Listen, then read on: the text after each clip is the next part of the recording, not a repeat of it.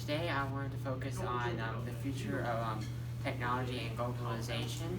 And in the previous video, we addressed like the current state of technology on globalization, and today we're kind of looking at its future and how the today's actions might impact the future. So we see an increase in globalization through technological diffusion, which means kind of the spread to other economies and to other markets around the world, especially those who may not have as great technology or new firms who are using existing technologies to create better foundations and organizations. So yeah, as we said, see the spread of that. We see an adoption of new technologies in economic markets, and so improving the economy through that. And then last thing we see is the breakdown of the digital divide, and especially in areas that need these technological advances, and kind of breaking the barriers between people who may not use this technology or may need this technology more to improve their own markets and be able to be more let's say like more interactive with the global market and be more competitive.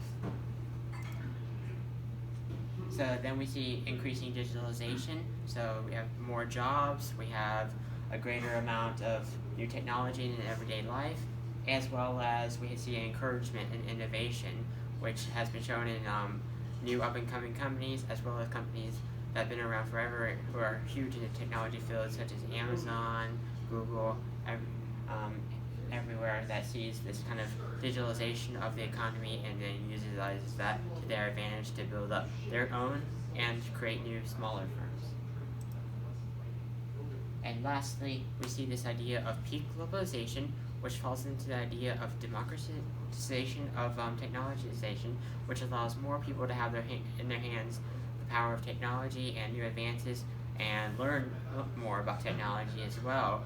Because online we can do so much more about learning from simple technologies and new lessons in math and physics online to the creation of our own innovations, personal innovations, such as people creating technologies from their own home or utilizing already existing ones.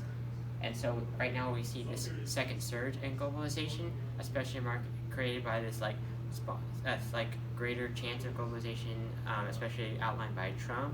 And we see a greater export of goods, and especially goods that can be created in the home country. And so we have greater, we can see a greater idea of a production at the point of consumption idea, which basically means you can produce more in the area rather than rely on trade exports and everything else like that.